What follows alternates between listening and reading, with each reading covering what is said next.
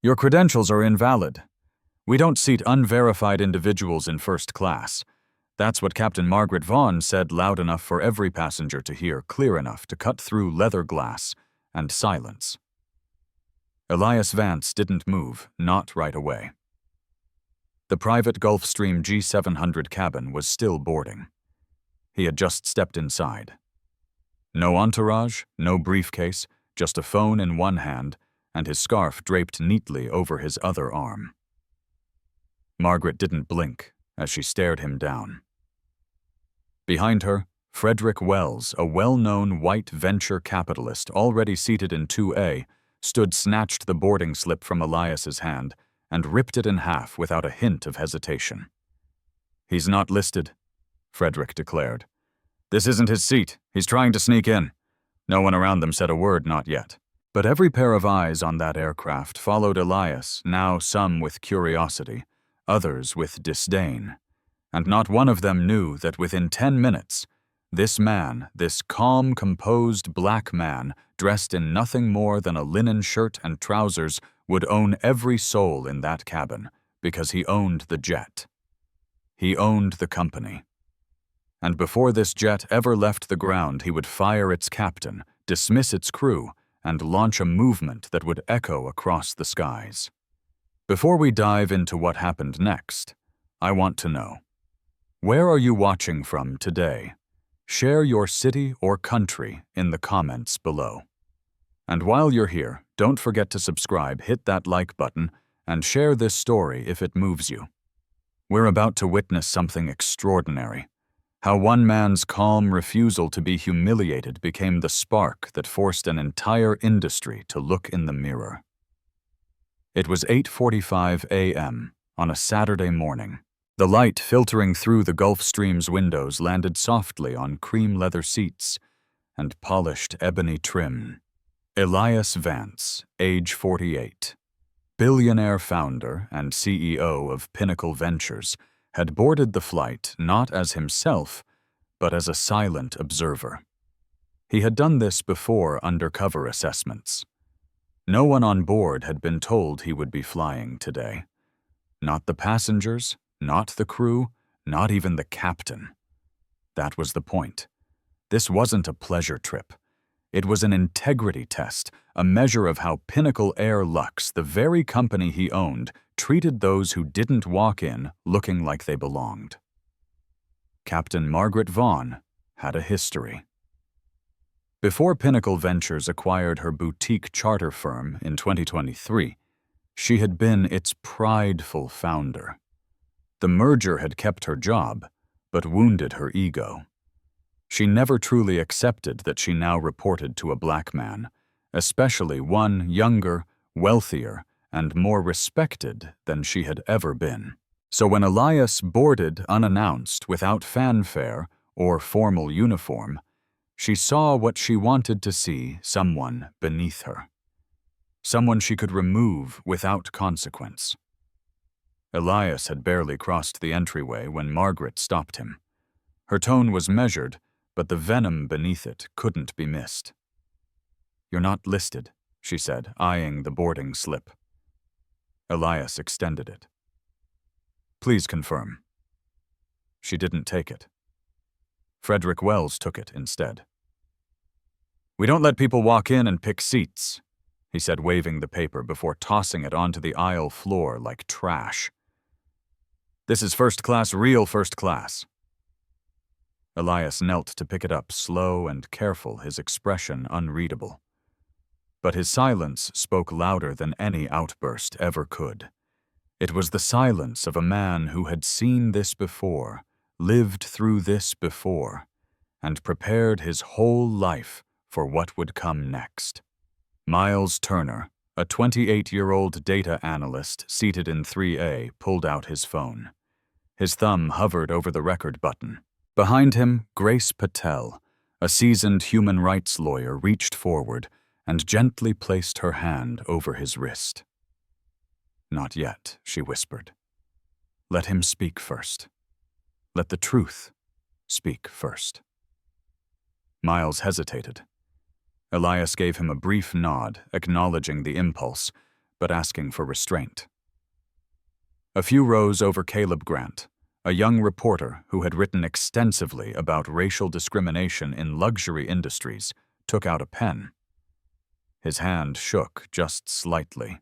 He didn't need video. He would write it, all of it. Captain Vaughn turned toward the flight attendant. "Chloe," she called. "We've got an unconfirmed passenger trying to occupy seat 2A. Chloe Bennett, young and unsure, nodded. "Not listed on our manifest," she repeated automatically. "That seat belongs to Mr. Wells." Elias looked her in the eye. "I'm asking for a verification, not an opinion." Margaret raised her voice just enough to be heard by every passenger. "This unlisted individual is delaying our departure. Security will be summoned if he doesn't step aside." Frederick smirked and leaned back in his seat, arms crossed. "Some people just can't take a hint." Then he pulled out a sleek black leather card from his coat pocket. "Elite status," he said smugly, flashing it like a badge. "You don't just walk in here without it." Elias looked at the card, then looked at Frederick. "I don't need a card," he said. "I need truth." That was when Caleb, watching closely, squinted at the badge in Frederick's hand. "Hold on," he said, rising from his seat. "That's not a valid format. They changed those cards last year." He stepped forward and carefully plucked the card from Frederick's fingers. "This isn't even real," he said, holding it up for others to see. "This man forged his status." The whispering began. Someone gasped. Even Chloe looked stunned. Elias's phone buzzed once. He answered. "Evelyn," he said calmly. "Record this moment." On the other end, Evelyn Carter, his longtime executive assistant, didn't ask why. Already recording, she replied, documenting every word. Elias glanced at Captain Vaughn. "You're challenging the integrity of your employer. You realize that, don't you?" Margaret scoffed. "You're not my employer. You're not even a passenger." Elias looked directly at her. "If you say that again, you'll regret it," Frederick interjected. "This is nonsense. Call security already. He's trespassing."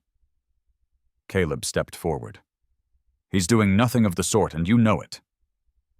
Grace, still seated, added, "This isn't about procedure.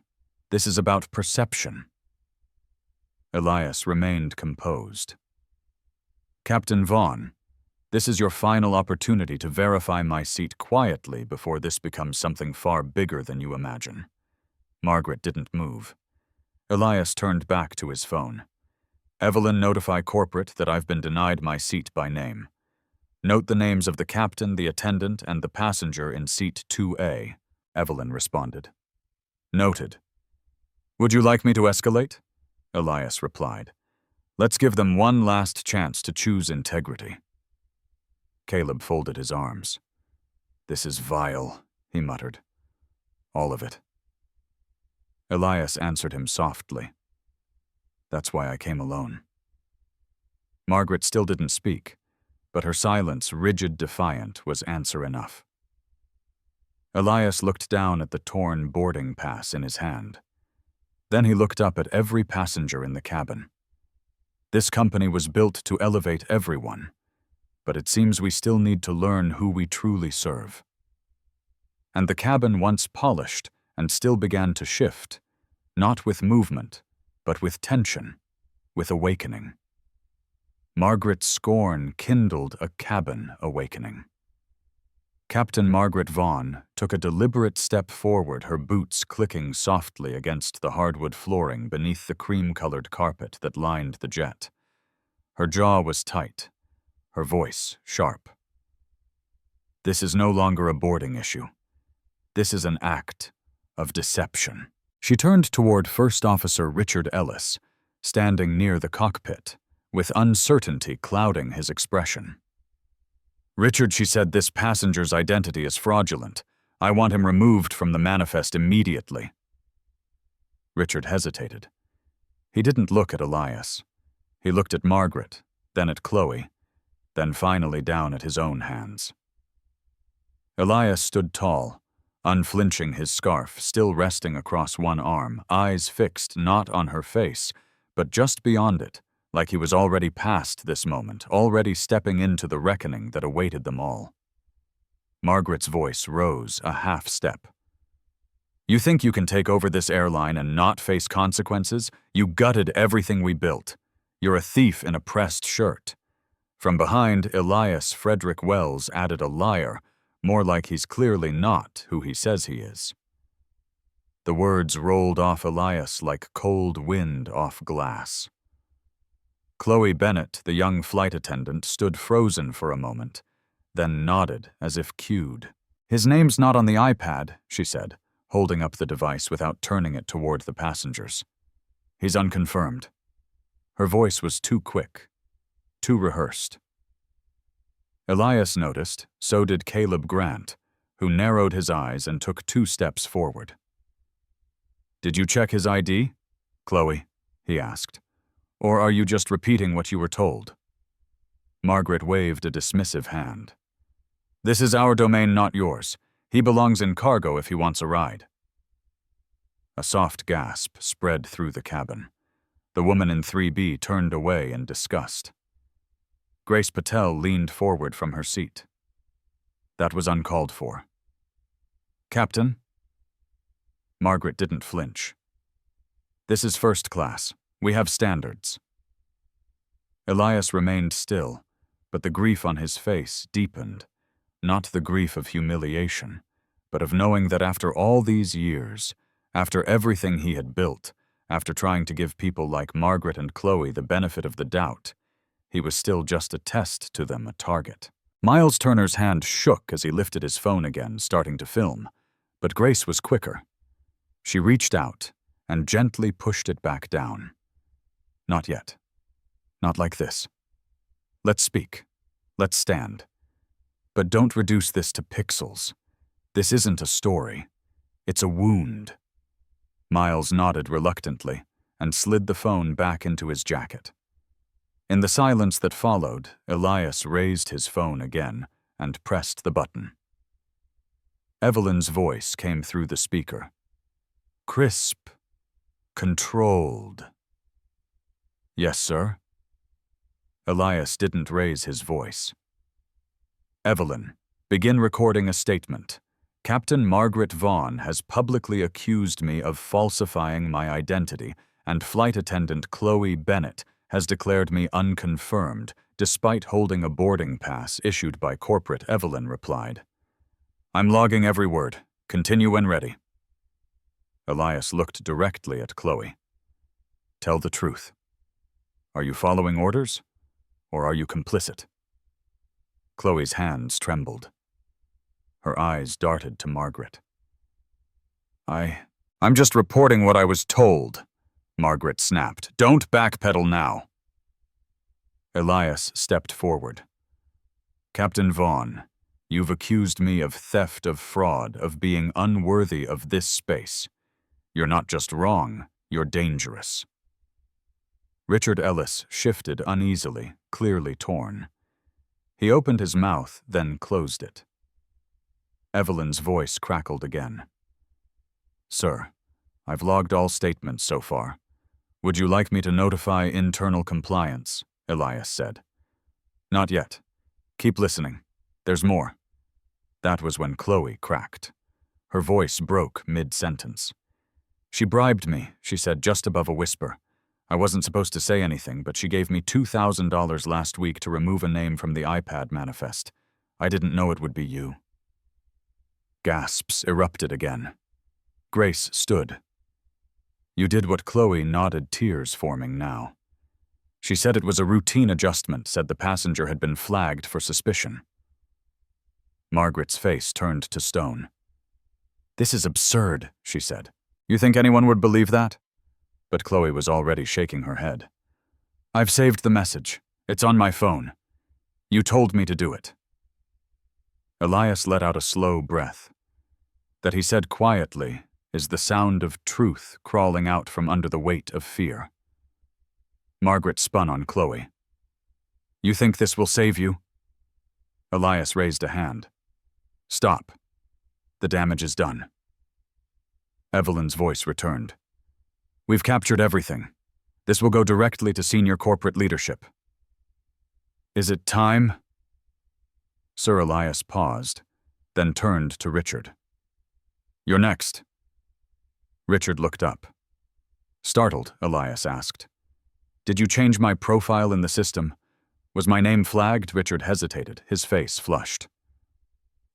I don't know what happened. Margaret said it was a mistake. I just followed the edit request. Caleb stepped in. That's not just procedure. That's tampering. Elias didn't break eye contact. Tell the truth, Mr. Ellis. The moment calls for men, not cowards. Richard looked down. Yes, I flagged it. But I didn't know who it was for, Margaret scoffed. Spineless. Elias said nothing. He didn't have to. The silence was loud enough. Grace turned to the rest of the cabin. Is this who you trust to fly this aircraft? A captain who bribes her staff? A first officer who manipulates records? Frederick muttered. You people are unbelievable. You always make everything about race. Caleb turned. Because it is. And you just proved it. Elias lifted his phone again. Evelyn log passenger Frederick Wells for forging elite credentials and verbal misconduct. Evelyn answered. Logged and submitted. Elias looked out the window for a moment. The tarmac glistened under the morning sun. A jet engine whirred in the distance. But inside this aircraft, something had shifted. Not just in tone, not just in power, but in truth. The passengers weren't looking at Elias the same way anymore. They weren't looking at him as an intruder. They were looking at him as a man who had been targeted, tested, and who had endured it with more composure than most of them could have managed.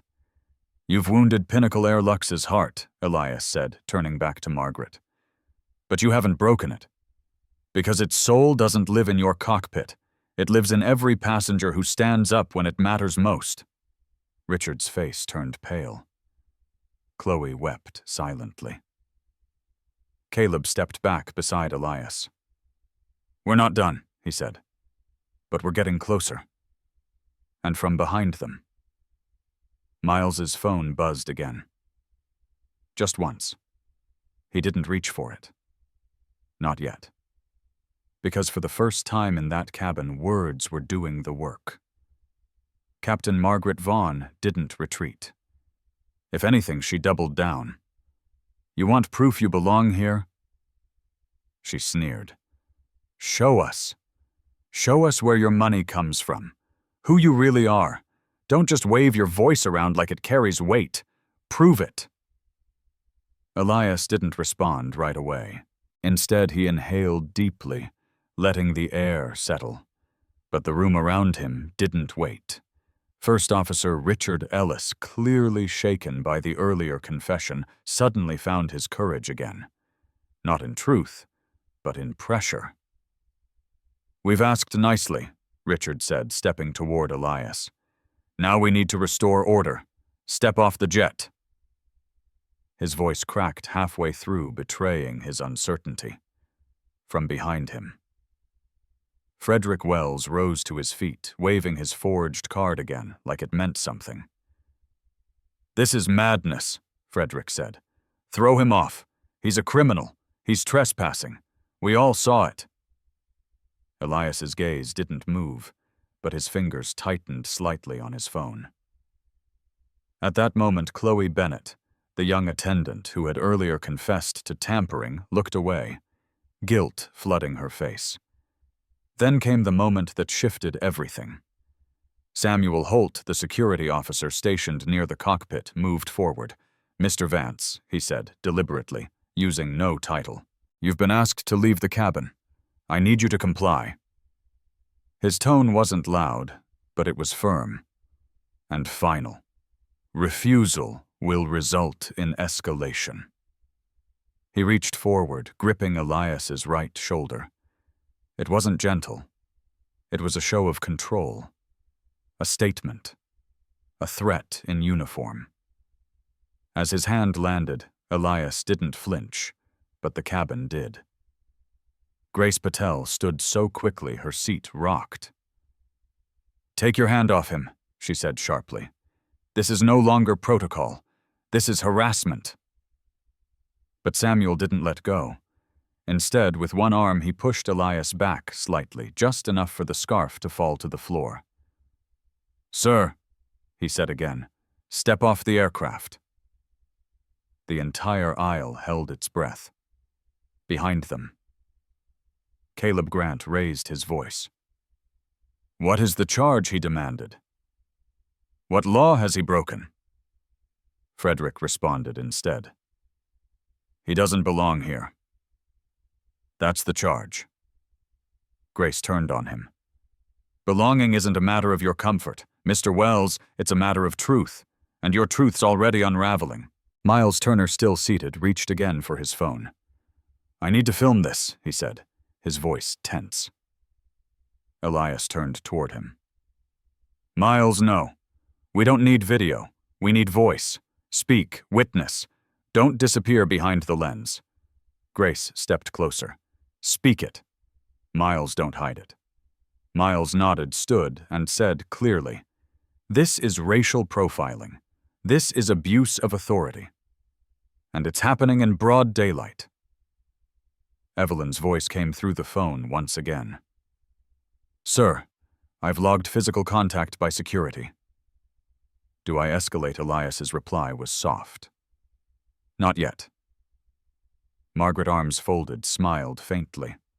So much drama for one unauthorized guest. Elias turned toward her slowly. "This will be the last time you insult me, Captain." His voice didn't rise. It didn't need to. It was steady. Grounded. Behind him, Caleb leaned in. "You're not alone, sir." Elias tapped the screen of his phone again. "Evelyn, begin corporate identification protocol." Evelyn replied, without hesitation. "Yes, sir. Identity confirmation initiated. Internal review code 37 Alpha." Margaret's smile faded. Chloe looked up in confusion. Even Richard took a half step back. "What are you doing?" he asked. Elias didn't answer. Instead, he turned to Samuel, still holding his arm. "Remove your hand, or you'll lose your position before this jet ever leaves the ground." The officer let go. Then Elias spoke again. "Margaret, Frederick, Richard, Chloe, you've all violated the most basic tenets of decency. You've allowed bias to replace procedure, pride to replace truth." Margaret laughed bitterly. "You talk like you're someone," Elias nodded. "I am. But even if I weren't, I'd still deserve dignity." Frederick rolled his eyes. "You're nobody. You're a poser with a story," Caleb shouted back.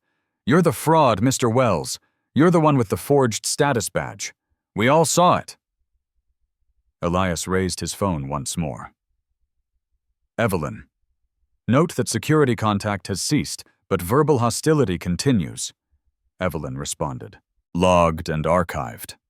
That's when Richard Ellis broke. His voice cracked as he spoke. "It wasn't supposed to go this far," he muttered.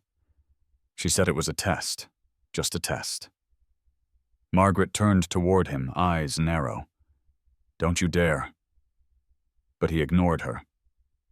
"I altered the manifest," Richard said aloud. "It was me. I removed his name from the list. I didn't know who it was for at first. But when I found out, I said nothing." The cabin went dead quiet. Frederick stepped back. Chloe let out a soft, choked sob. Margaret didn't speak, but her silence was louder than screams. "I was following orders," Richard added. "But that's not an excuse." "I failed," Elias looked at him and said quietly, "Thank you for telling the truth." Even if it came too late, Evelyn's voice returned gentler now. Sir, corporate protocol confirms internal record tampering by First Officer Richard Ellis. We're prepared to authorize administrative override if you wish. Elias's reply was immediate. Not yet. There's one thing left. Then, for the first time in nearly 10 minutes, Elias raised his voice. Not in anger, but in declaration. I own Pinnacle Air Lux. The sentence hung in the air like thunder.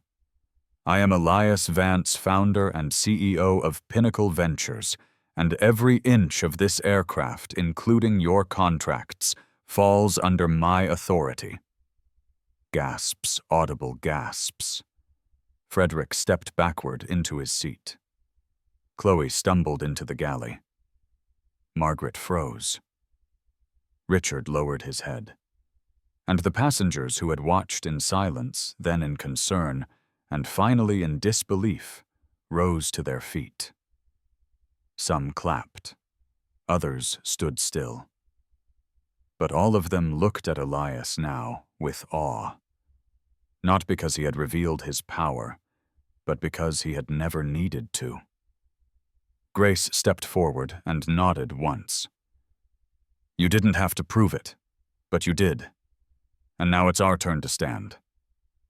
Elias looked at her, at Caleb, at Miles, at every face in that cabin. And then he whispered more to himself than anyone else. Let's finish this right. Margaret Vaughn wasn't finished. Her voice, though quieter now, still carried the same venom as before. That's a bold claim, Mr. Vance. But it doesn't excuse your disruption. You've compromised the order of this flight, and I won't allow it to continue. Samuel, escort him off the jet immediately. Her words cut the air like steel. And Samuel Holt, once hesitant, now stepped forward again, encouraged by the captain's tone. His expression was colder this time. Sir, I'm asking you to come with me. Now he reached toward Elias's shoulder again. But passengers began to stir. A woman in the back row stood, her voice trembling. You're going to remove the owner of this airline from his own aircraft? Caleb stepped between Samuel and Elias. Don't touch him. You do that, and I'll ensure your name is in every outlet by noon. Samuel's hand hovered, unsure now, but Margaret didn't yield. This flight is under my command until departure. He is not qualified to sit here. That's when Nia Thompson spoke, quiet until now seated beside the window in seat 3A. Her voice broke through the tension.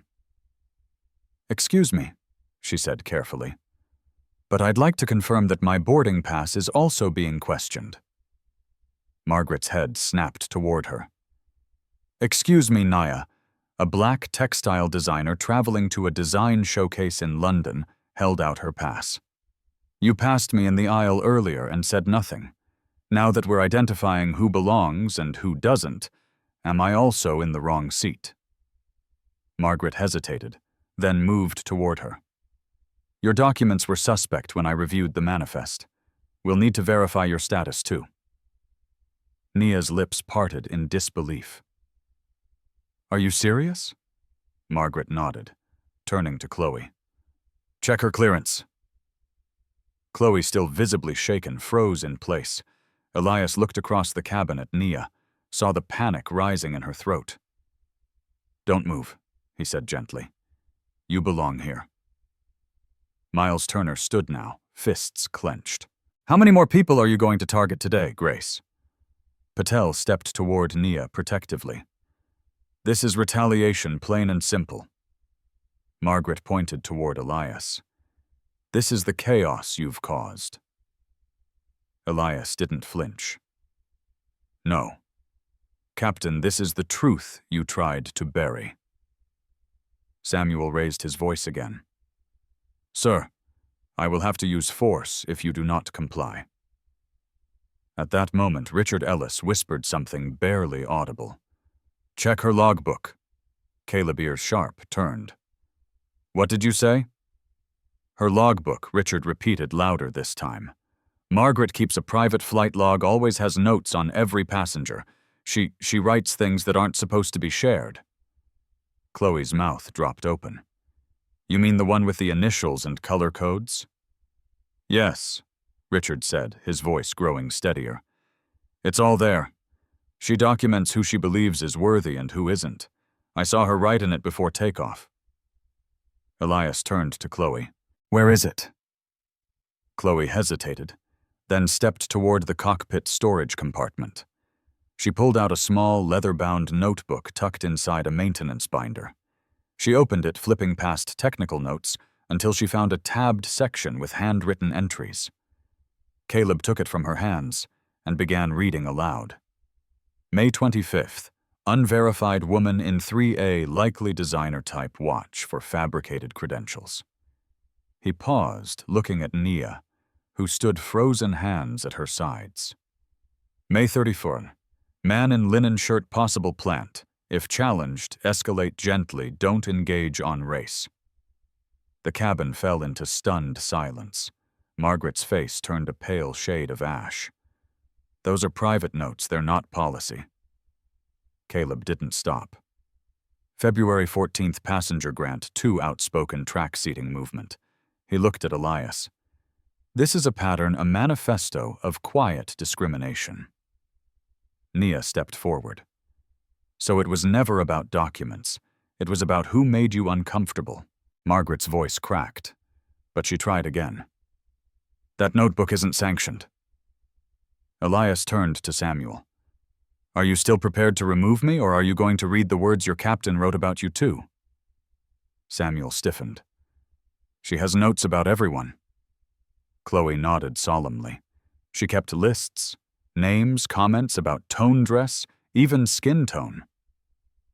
Evelyn's voice came through Elias's phone once more. Sir, we've received the logbook image from Caleb's stream. Internal legal is reviewing. Would you like to proceed with corrective action? Elias didn't answer yet. He stepped closer to Margaret. You hid behind ranks, behind uniforms, but it wasn't order you were protecting. It was bias. Margaret's posture faltered. You don't understand what it's like to manage pressure. Elias shook his head slowly. I understand exactly what pressure feels like, but I don't use it to dehumanize people, Chloe whispered. There's more. Elias looked at her. Show them. Chloe turned the final pages. Inside was a list of names under the title Preferred Guests. All were white. Several were underlined, including Frederick Wells. Caleb read out the last entry. June projection remove. Outliers shift equity appearances to PR only. Miles spoke what everyone was thinking. That's not ignorance, that's engineering discrimination. Elias turned to Evelyn. Begin protocol escalation, Evelyn responded. Corporate now authorizes full executive override. You may proceed. Elias looked around the cabin at every face watching him, at Nia still shaking at Chloe, crying at Margaret now slumped in the galley. You've written enough, Captain, but this final page, you don't get to control how it ends. He stepped forward. You're relieved of duty as of now. Caleb nodded. And we'll make sure that logbook finds its way into the daylight. The cabin, once trembling with tension, began to breathe again. But what came next would define not just this flight, but the future of Pinnacle Air Lux itself. Elias stood still for a moment, eyes lowered as the weight of silence pressed down on the cabin like gravity. Then, with a calm breath, he reached for the button on his jacket and fastened it with quiet dignity. He stepped forward, eyes meeting every member of the flight crew with unwavering clarity. Captain Margaret Vaughn, he said, voice clear but composed. You no longer hold authority on this aircraft. As of this moment, you are dismissed from your role and relieved of all responsibilities. Margaret's mouth parted in disbelief. You can't. But Elias raised one hand. I can. And I have. He turned next to Richard. Mr. Ellis, as first officer, your falsification of internal records violates both trust and operational integrity. You are hereby dismissed. Then to Chloe, who looked away in shame. Ms. Bennett, I acknowledge your confession, but complicity is still participation. You are dismissed as well. Chloe swallowed, nodding without protest.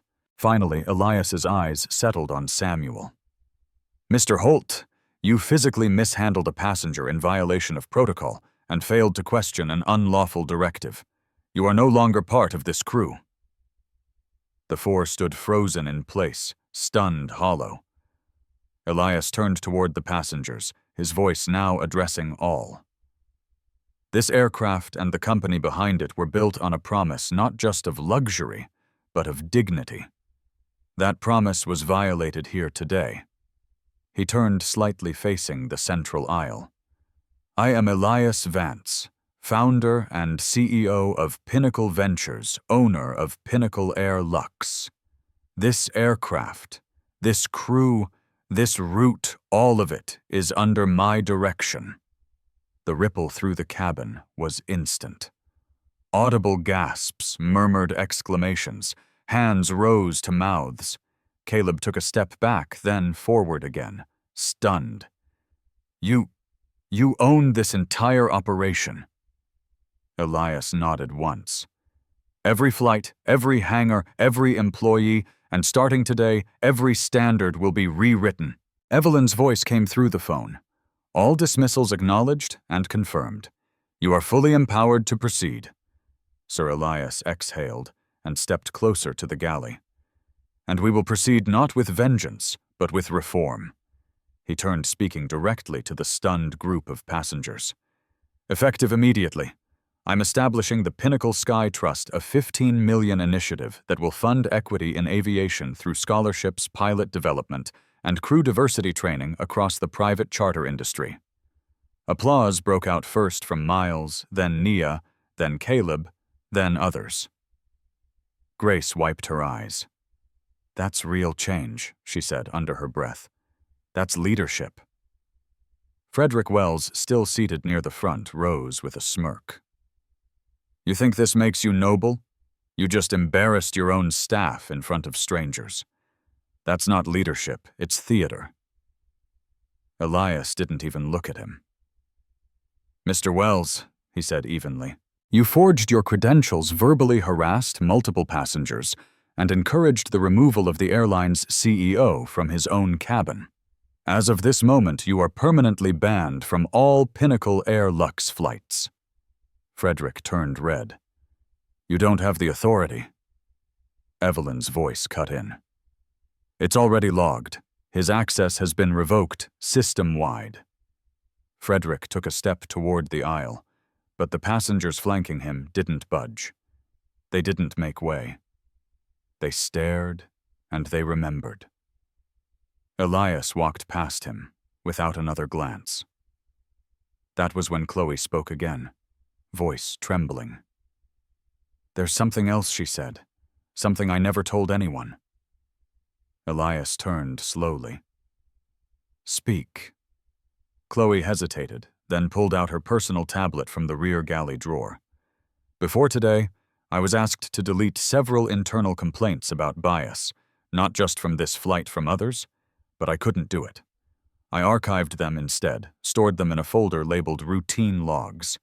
It's all there. Dates, names, statements. Elias approached her. Are you saying there's a hidden file of complaints from previous flights? She nodded. Dozens. Maybe more. Most never reached compliance. Caleb stepped forward. That's a cover-up, a deliberate one. Chloe extended the tablet to Elias. I knew it was wrong, but I didn't think anyone would believe me. Evelyn's voice returned, quiet this time. We're receiving a copy now. Confirmed. These entries were never submitted. The system shows no matching files in the database. Elias held the tablet like it was made of glass. And why keep them? Chloe answered barely above a whisper. Because part of me hoped that someday someone would come looking. Elias stared at her for a long second. Today is that day, he turned to the passengers. This archive is no longer hidden, and this pattern is no longer tolerated. The energy in the cabin shifted again. From disbelief to relief, Miles spoke, his voice full of awe. We watched this whole thing start with a torn boarding pass, and now you're rebuilding the system. Elias looked out across the cabin, taking in the faces, the stunned, the inspired, the quietly furious, and the openly tearful. This isn't just about a seat, he said. It's about who we choose to protect and who we leave unspoken. That changes now. Grace stepped forward. You've rewritten the ending, Mr. Vance, but more importantly, you gave it back to the people who lived it.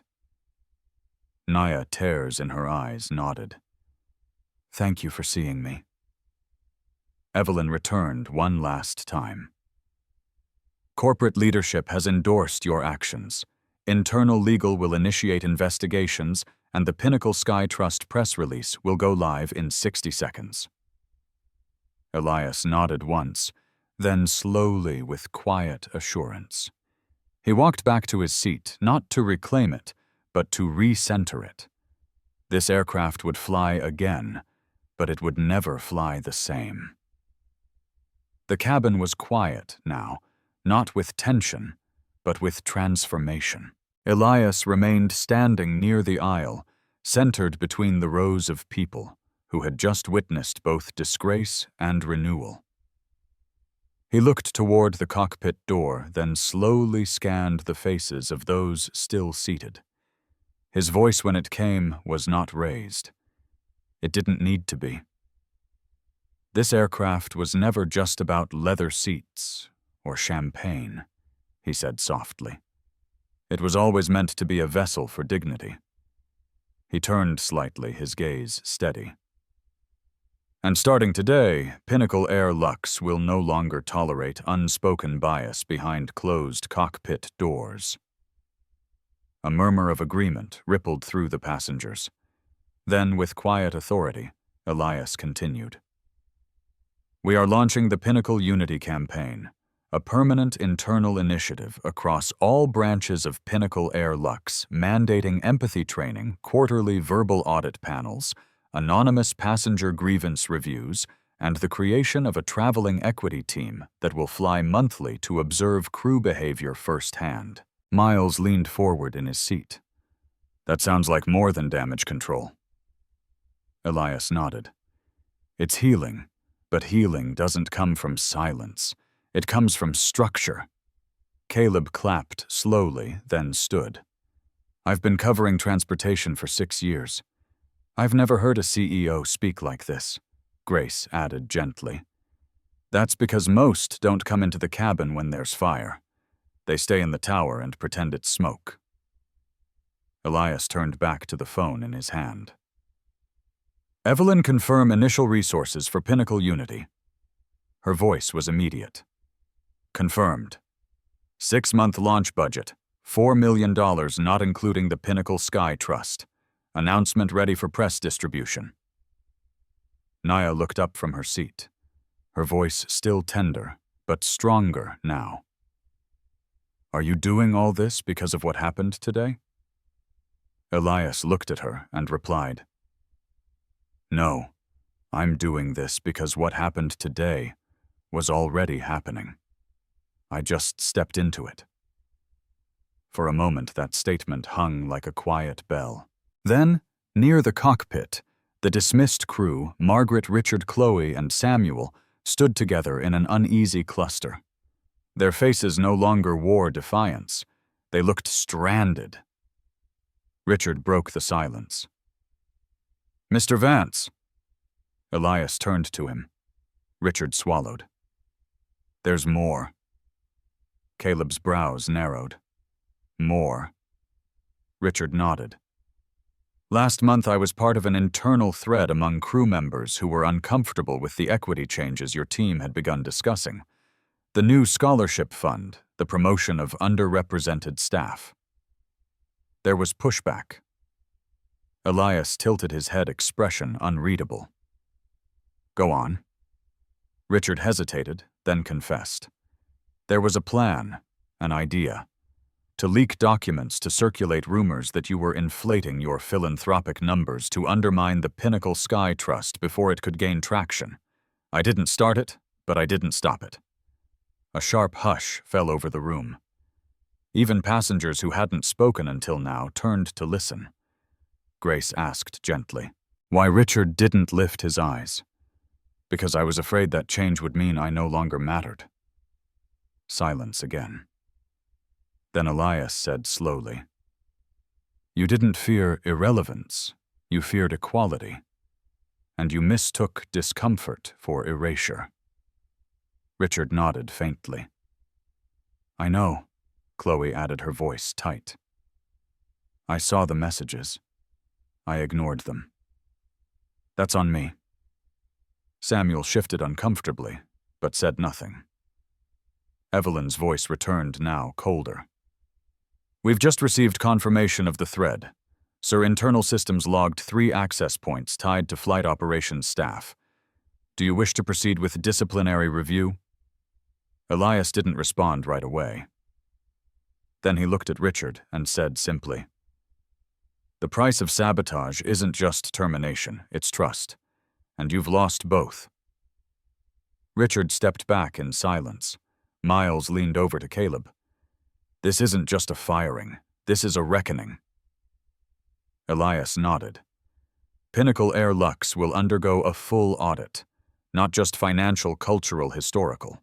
Every dismissed complaint will be reviewed, every crew member retrained, and from this cabin forward, no one will be denied their seat because of who they are, Grace added quietly. That's what justice sounds like when it takes flight. Caleb nodded. And when it lands, it leaves something better behind. Elias turned once more toward the passengers. We're not just repairing a plane today. We're repairing a promise.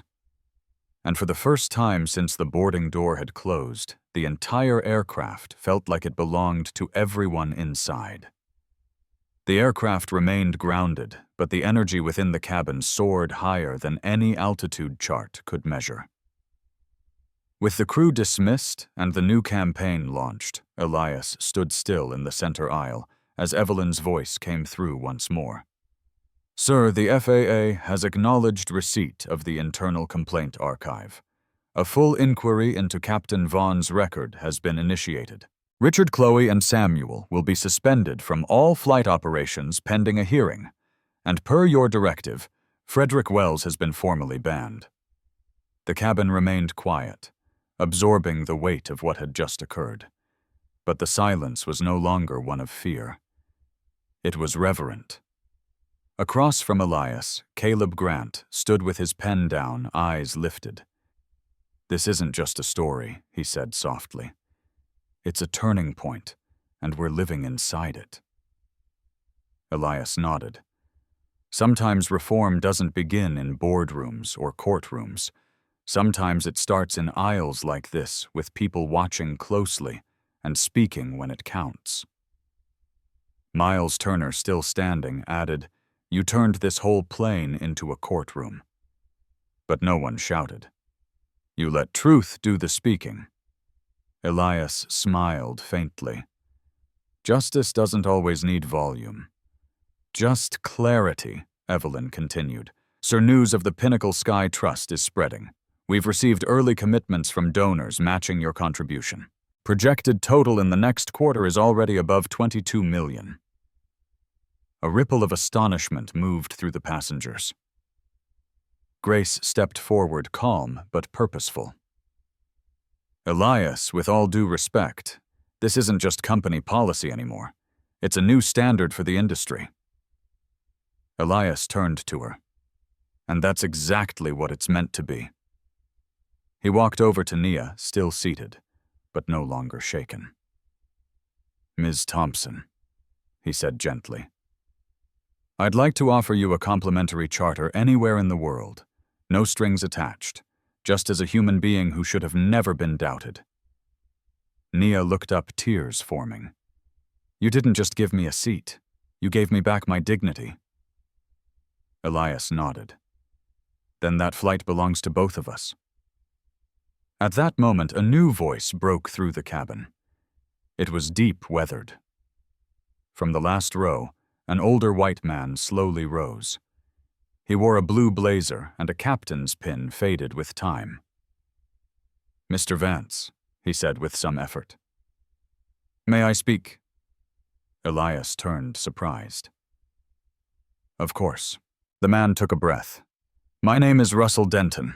I flew for 30 years in private aviation. Retired now. But I know Margaret Vaughn well. I trained her, recommended her, even shielded her when complaints first surfaced 15 years ago. The room stiffened. He continued, voice trembling. I protected her out of loyalty, out of pride. But I was wrong. I enabled that bias by staying silent. And I want to say I'm sorry, not just to you but to every passenger who flew beneath standards I failed to challenge. Elias walked slowly to him, extending his hand. Captain Denton, truth, especially late truth, is still truth, and courage doesn't expire with age. The man shook his hand. This is the aviation I hoped would exist someday. I'm glad I lived to see it. Elias returned to the aisle, then looked around one last time. What happened here today doesn't get buried. It becomes our foundation. The crew didn't fail because they were undertrained. They failed because the culture allowed them to. That ends now. Evelyn's voice came through for the final time. All updates logged. FAA reviews active. News outlets requesting interviews. But more importantly, sir, the cabin is quiet, and the passengers believe again. Elias nodded. Then my job here is done. A quiet moment passed, and then the door at the front of the aircraft finally opened. Sunlight spilled into the cabin. A quiet symbol that the flight, though delayed, was finally ready to begin. But no one moved, because something larger had already taken off. A new standard, a new chapter. 1 year later. Pinnacle Air Lux would report a 98% satisfaction rating across all flights. Not just for service, but for fairness. The Pinnacle Sky Trust would fund scholarships for 127 new aviators, most of them women and people of color. And the Pinnacle Unity campaign would be studied by other private charter companies across the world. But those were just numbers. The real legacy lived in the memory of one Saturday morning at a private terminal in Chicago, when a quiet man stood in a cabin full of doubt and changed the altitude of what dignity could mean. And to everyone who sat silently that day, and then chose to stand, Elias left them with one final truth. Justice doesn't fly itself. We are the ones who must carry it forward. If this story touches you, please share. Don't let silence continue to fly along the journey. Let justice always have its own seat on every journey.